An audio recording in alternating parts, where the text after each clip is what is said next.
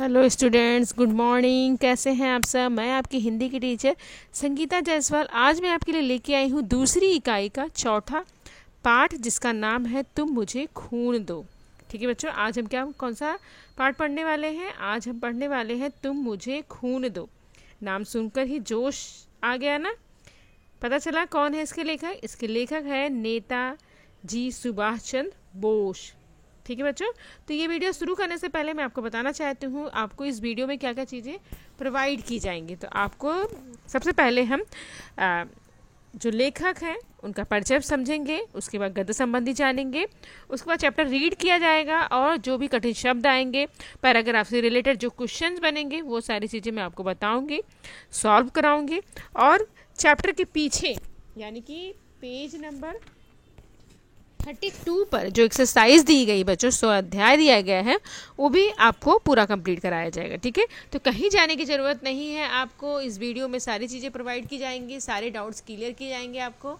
तो चलिए हम स्टार्ट करते हैं। आज हमारे पाठ का नाम क्या है बच्चों? आज हमारे पाठ का नाम है तुम मुझे खून दो। ठीक है, तुम मुझे खून दो, मैं तुझे आज़ादी दूंगा। ये सुना होगा आप लोगों ने। ठीक है, तो आज हम यही पाठ पढ़ने वाले हैं। बहुत ही जोश भरा है, भाषण है। हम जो आज पाठ पढ़ने वाले बच्चों वो है एक भाषण। ठीक है, चलिए हम स्टार्ट करते हैं। कॉपी और पेन निकाल लीजिए और कठिन शब्द लिखिएगा। वीडियो पॉज करके आप सारी चीज़ें अपनी लिख सकते हैं डिटेल में। चलिए स्टार्ट करते हैं। आज हमारा जो पाठ है, जो भाषण है, वो है तुम मुझे खून दो। आइए स्टार्ट करते हैं। परिचय जान लेते हैं। जन्म 1897 में कटक उड़ीसा में इनका जन्म हुआ था और मृत्यु इनकी 1945 में अनुमानित हुआ था। ठीक है, परिचय जान लेते हैं। भारतीय स्वतंत्रता संग्राम के प्रखर क्रांतिकारी नेताजी सुभाष चंद्र बोस जी ने जय हिंद और चलो दिल्ली का उद्घोष देकर भारतीय सैनिकों में एक नया जोश भर दिया था। आपने अपने जीवन काल में अनेक बार नौजवानों को संबोधित किया। आप भारतीय नवयुवकों के प्रेरणा स्रोत बने रहें। और इनकी कृतियां जान लेते हैं बच्चों। प्रमुख कृतियां हैं एक भारतीय यात्री या अपूर्ण कथा, आत्मकथा है। भारत का संघर्ष, द इंडियन स्ट्रगल, 2 खंडों में स्वतंत्रता संघर्ष के संदर्भ में अगणित पत्र लिखे, भाषण दिए तथा रेडियो के माध्यम से व्याख्यान दिए जो संकलित किए गए हैं। ठीक है बच्चों, चलिए आगे देख लेते हैं गद्य संबंधी। भारतीय स्वतंत्रता संग्राम में स्वमानधान्य नेताजी सुभाष चंद्र बोस जी का योगदान अविश्वसनीय है। द्वितीय विश्व युद्ध के समय आजाद हिंद सेना को स्वतंत्रता प्राप्ति हेतु युद्ध करने के लिए प्रेरित करते हुए आपने यह भाषण दिया था। आपका कहना है कि स्वतंत्रता की राह शहीदों के खून से ही बनती है। खून देकर ही आज़ादी की कीमत चुकाई जा सकती है। आपका आग्रह था कि देशवासियों को इसके लिए तत्पर रहना चाहिए। चलिए हम इस पाठ की शुरुआत करते हैं। दोस्तों, 12 महीने पहले पूर्वी एशिया में भारतीयों के सामने संपूर्ण सैन्य संगठन या अधिकतम बलिदान का पेश किया गया, यानी कि संपूर्ण सैन्य संगठन जो था वो पेश किया गया। आज मैं आपको पिछले साल की हमारी उपलब्धियों का ब्यौरा दूंगा, यानी कि जितना भी पिछले साल सारी चीज़ें हुई थी वो सारी चीज़ें के बारे में बताऊंगा डिटेल में। ब्यौरा यानी कि डिटेल में बताना। ठीक है, तथा आने वाले साल की हमारी मांगे आपके सामने रखूं, यानी कि आने वाला जो साल है, नया साल, आपसे हम क्या क्या चीज़ें मांगने वाले हैं वो सारी चीज़ों का ब्यौरा मैं आपके सामने रखने वाला हूं। ऐसा करने से पहले मैं आपको एक बार फिर यह एहसास कराना चाहता हूं कि हमारे पास आज़ादी हासिल करने का कितना सुनहरा अवसर है। अवसर यानी कि मौका। कठिन शब्द आया बच्चों। अवसर यानी कि मौका, यानी कि वो बताना चाहते हैं, एहसास दिलाना चाहते हैं कि हमारे पास आज़ादी हासिल करने का कितना सुंदर मौका है ये। ठीक है बच्चों, चलिए आगे देख लेते हैं पैराग्राफ। हमारे संघर्ष की सफलता के लिए हमें बहुत अधिक आशावादी हूँ। अब ये कह रहे हैं कि जो मैं संघर्ष करने वाला हूँ उसके लिए मैं बहुत ही पॉजिटिव हूँ, क्योंकि मैं केवल पूर्व एशिया के 30 लाख भारतीयों के प्रयासों पर निर्भर हूँ। अंडरलाइन कर लीजिए इस लाइन। कितने लाख भारतीयों के प्रयासों पर निर्भर है? 30 लाख भारतीयों के प्रयासों पर निर्भर हूँ। ठीक है, कहाँ के? पूर्व एशिया के। ठीक है बच्चों, अंडरलाइन कर लीजिए पूरी लाइन आप लोग। भारत के अंदर एक विराट आंदोलन चल रहा है। कौन सा आंदोलन चल रहा है? विराट आंदोलन चल रहा है, तथा हमारे लाखों देशवासी आज़ादी हासिल करने के लिए अधिकतम दुख सहने और बलिदान के लिए तैयार हैं। यानी कि वो बताते हैं कि हमारे देश के लाखों देशवासी हैं, ऐसे हैं जो आज़ादी प्राप्त करने के लिए बहुत दुख, बलिदान, सब चीज़ें सह रहे हैं। दुर्भाग्यवश सन 1857 के एक महान संघर्ष के बाद में हमारे देशवासी निहत्थे हैं, जबकि दुश्मन हथियारों से लदा हुआ है। अब यहाँ पे अंडरलाइन कर लीजिए इस पूरी लाइन को। यहाँ पे सुभाष चंद्र जी बोस बता रहे हैं कि दुर्भाग्यवश क्या हुआ था बच्चों? सन 1857 का संग्राम था, और जो हमारे देशवासी थे, भारत के देशवासी थे, वो लोग क्या थे बच्चे? निहत्थे थे, यानी इनके पास हथियार नहीं था। निहत्थे कठिन शब्द आया है, यानी कि हथियार रहित। जबकि दुश्मन जो थे बच्चों, उनके पास हथियार जो था लदा हुआ था, यानी कि बहुत ज़्यादा मात्रा में थे। आज के इस युग में निहत्थे लोगों के लिए हथियारों और एक आधुनिक सेना के बिना आज़ादी हासिल करना नामुमकिन है। नामुमकिन यानी कि मुमकिन ना होना। ठीक है, लिख लीजिए, पॉसिबल ना होना इसका अर्थ होता है। अब यहाँ पर नेताजी सुभाष चंद्र बोस जी बोल रहे हैं कि इस आधुनिक युग में यदि आप निहत्थे हैं और हथियार नहीं है आपके पास, तो आज़ादी को हासिल करना ना बहुत ही मुश्किल हो जाएगा, नामुमकिन हो जाएगा। अब ज़रूरत सिर्फ इस बात की है कि अपनी आज़ादी की कीमत चुकाने के लिए भारतीय स्वयं आगे आए। अब यहाँ पर वो कह रहे हैं कि अपनी आज़ादी यदि हमें पाना है और आज़ादी की कीमत चुकाने के लिए हमें क्या करना पड़ेगा बच्चों? स्वयं आगे आना पड़ेगा। संपूर्ण सैन्य संगठन के कार्यक्रम के अनुसार मैंने अपने जवानों, धन और सामग्री की मांग की है। तो वो कह रहे हैं जो मैंने संगठन किया है, संगठन का नाम क्या है बच्चों? संपूर्ण सैन्य संगठन जो है, उसमें मुझे अपने जवान चाहिए, धन चाहिए और सामग्री की मांग की है। ठीक है, क्या क्या चीज़ों की मांग की है? अंडरलाइन कर लीजिए, जवान, धन और सामग्री की मांग की है। क्वेश्चन पूछा जाएगा संपूर्ण सैन्य संगठन के लिए क्या क्या चीज़ों की मांग की गई थी? तो जवानों, धन और सामग्री की मांग की गई थी। ठीक है, पैराग्राफ से क्वेश्चन पूछा जाएगा। अंडरलाइन कर लीजिए, बहुत ही इंपॉर्टेंट पैराग्राफ है, पूछा जाता है अक्सर करके। मुझे आपको बताने में बहुत खुशी हो रही है कि हमें पर्याप्त संख्या में रंग रूट मिल गए हैं, यानी कि सब चीज़ें मिल गई हैं। हमारे पास पूर्वी एशिया के हर कोने से रंग रूट आए हैं।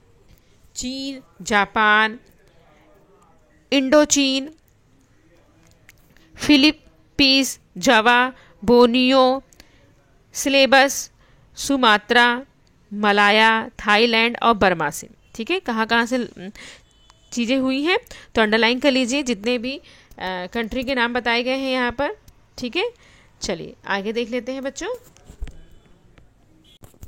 आपको और अधिक उत्साह एवं ऊर्जा के साथ जवानों, धन तथा सामग्री की व्यवस्था करते रहना चाहिए। अब यहाँ पर कह रहे हैं सुभाष चंद्र बोस जी कि कह रहे हैं कि जो आपको बहुत उत्साह से, ऊर्जा के साथ जवानों, धन और सामग्री की व्यवस्था, ठीक है, ये सब चीज़ों की व्यवस्था करते रहना चाहिए। विशेष रूप से आपूर्ति और परिवहन की समस्याओं का संतोषजनक समाधान होना चाहिए। यानी कि विशेष रूप से किस चीज़ की? परिवहन, जो परिवहन जिससे वो आएंगे जाएंगे, उस चीज़ की समस्या हो जाती है ना, तो वो सब चीज़ों की संतोषजनक व्यवस्था होनी चाहिए। सबसे बड़ी समस्या युद्ध भूमि के जवानों और सामग्रियों की कुमक पहुँचाने की है। ठीक है, तो यहाँ पर सबसे बड़ी समस्या क्या है बच्चों? युद्ध भूमि की है। किसकी है? युद्ध भूमि की है। और सामग्री की कुमक पहुंचाने की है। यदि हम ऐसे नहीं करते हैं तो हम मोर्चा पर अपनी कामयाबी को जारी रखने की आशा नहीं कर सकते हैं। ठीक है, यदि हम ऐसा नहीं करेंगे तो हम अपनी कामयाबी को हासिल नहीं कर पाएंगे, ना ही हम भारत के आंतरिक भागों तक पहुंचने में कामयाब हो पाएंगे। यानी कि जब हमारे पे ये सब चीज़ें नहीं रहेंगी तो हम जो आंतरिक भाग है, यानी कि भारत के बहुत सारे भाग ऐसे हैं जहां पहुंचना मुश्किल हो जाता है ना, तो वहाँ उन सब जगहों पर हम नहीं पहुँच पाएंगे। ठीक है, चलो आगे देख लेते हैं। आपसे उन लोगों को उन्हें आज़ादी के बाद देश के लिए काम जारी रखना है।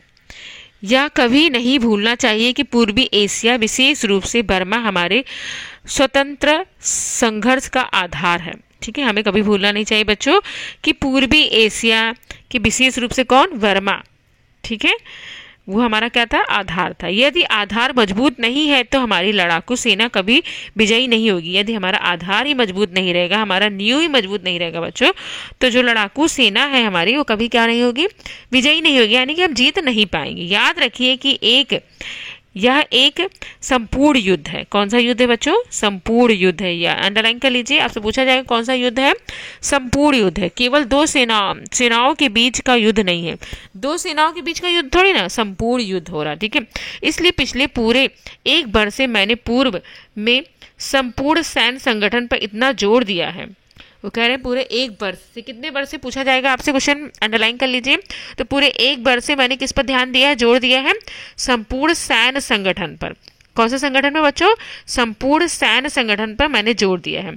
मेरे यह कहने के पीछे कि आप घरेलू मोर्चे पर और अधिक ध्यान दें, यानी कि जो जनरल मोर्चे होते रहते हैं ना, छोटे मोटे घरेलू मोर्चे, उस पर हमें ध्यान देना चाहिए, ठीक है। एक और भी कारण है, यहाँ पे एक कारण और बताते हैं। आने वाले महीनों में मैं मंत्रिमंडल की युद्ध समिति के मेरे सहयोगी युद्ध के मोर्चे पर और भारत के अंदर क्रांति लाने के लिए भी हम अपना सारा ध्यान केंद्रित करना चाहिए, ठीक है। हमारे इसलिए हम इस बात को पूरी तरह सुनिश्चित करना चाहते हैं, यानी कि निश्चित करना चाहिए, सुनिश्चित यानी कि निश्चित करना, कि हमारे अनुपस्थित में कार्य निर्वोध चलता रहे, यानी कि कार्य जो है वो सुचारू रूप से चलता रहे। जब वो वहाँ पर नहीं रहे तो भी वो कार्य क्या हो, अच्छे से चलता रहे, ठीक है। आगे देख लेते हैं। साथियों, एक वर्ष पहले जब मैंने आपके सामने कुछ मांगे रखी थी, यानी कि सुभाष चंद्र बोस जी कह रहे हैं कि एक साल पहले मैंने आपके सामने कुछ मांगे रखी थी, यानी कि कुछ मांग रहा था। तब मैंने कहा था कि यदि आप मुझे संपूर्ण सैन्य संगठन दे तो मैं आपको एक दूसरा मोर्चा दूंगा। तो उन्होंने क्या बताया कि मैंने तभी एक साल पहले ही आपको बताया था कि संपूर्ण सैन्य संगठन आप मुझे देंगे तो मैं दूसरा मोर्चा आपको दूंगा। मैंने आपको यह वचन निभाया है। मैंने क्या किया है बच्चों, वो कहते हैं मैंने क्या किया है, मैंने अपना वचन क्या है, निभाया है। जो प्रॉमिस मैंने किया था वो मैंने निभाया है। हमारे अभियान का पहला चरण पूरा हो गया है, यानी कि जो हम अभियान चला रहे थे उसका पहला जो चरण था, यानी कि फर्स्ट जो था वो कंप्लीट हो गया है।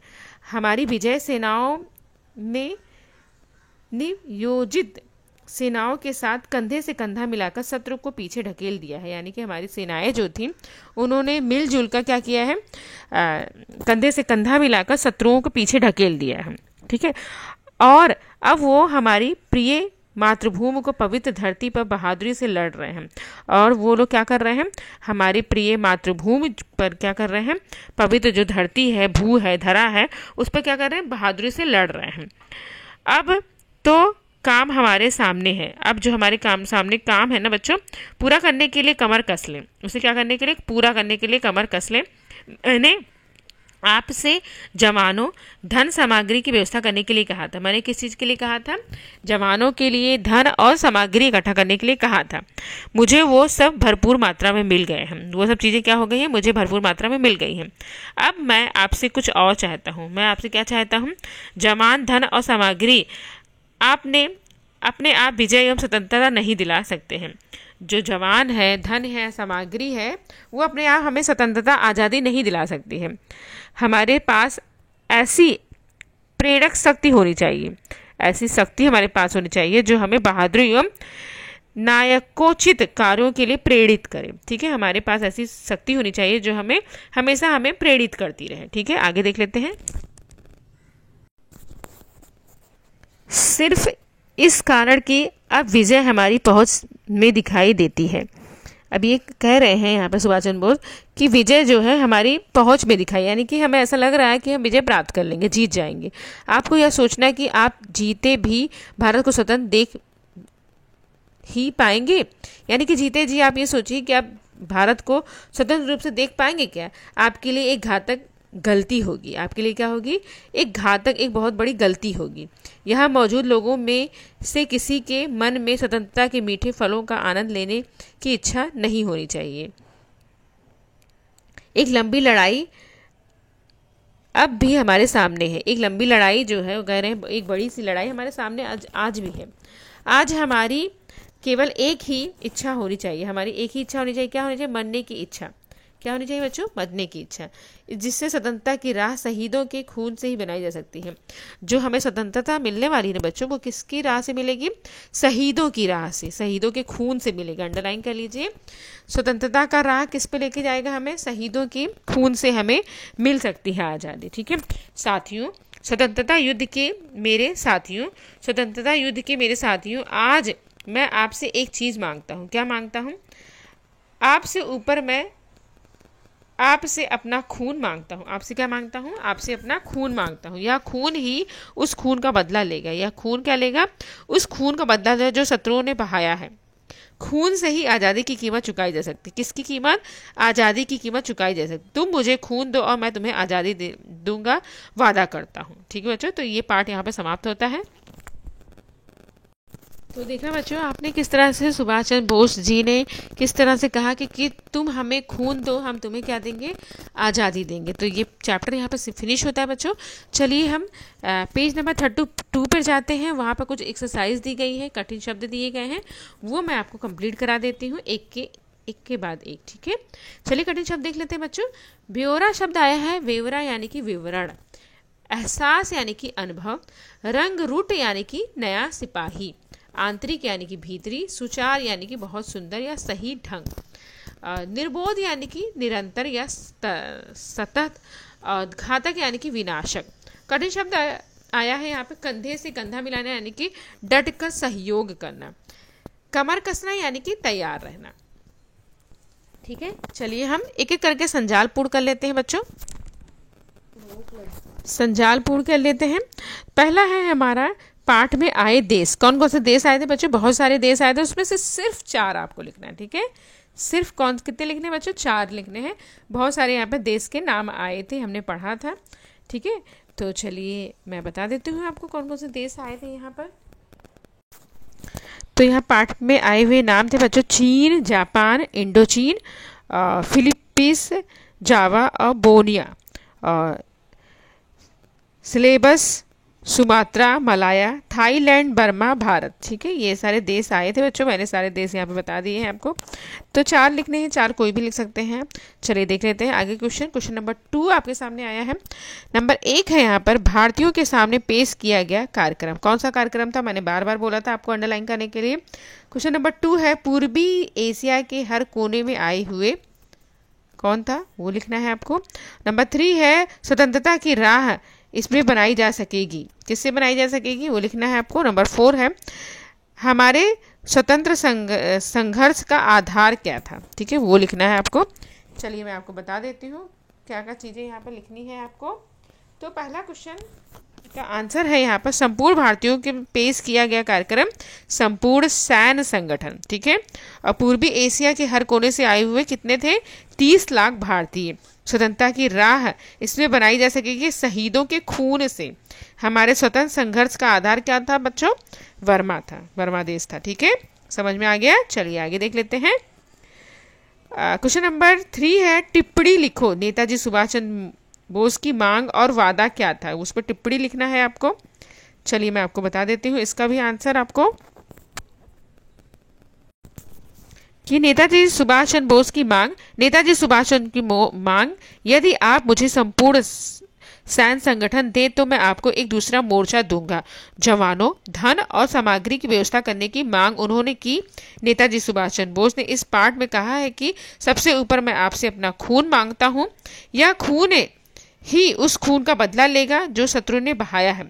खून से ही आज़ादी की कीमत चुकाई जा सकती है। तुम मुझे खून दो, मैं आज़ादी दूंगा, यानी कि वादा करता हूं मैं तुम्हें क्या दूंगा? आज़ादी दूंगा। तो ये चैप्टर जो है बच्चों यहाँ पर समाप्त होता है। आशा है कि आपको ये चैप्टर अच्छे से समझ में आ गया होगा और पूर्ण विश्वास है कि आपको समझ में आ गया होगा, सारे डाउट आपके क्लियर हो गए होंगे। और वीडियो पॉज करके जो कठिन शब्द हैं, जो एक्सरसाइज स्वाध्याय कराया गया है, वो कंप्लीट कर सकते हैं आप लोग। तो thank you so much last तक बने रहने के लिए, मेरा वीडियो देखने के लिए। बाय बाय बच्चों।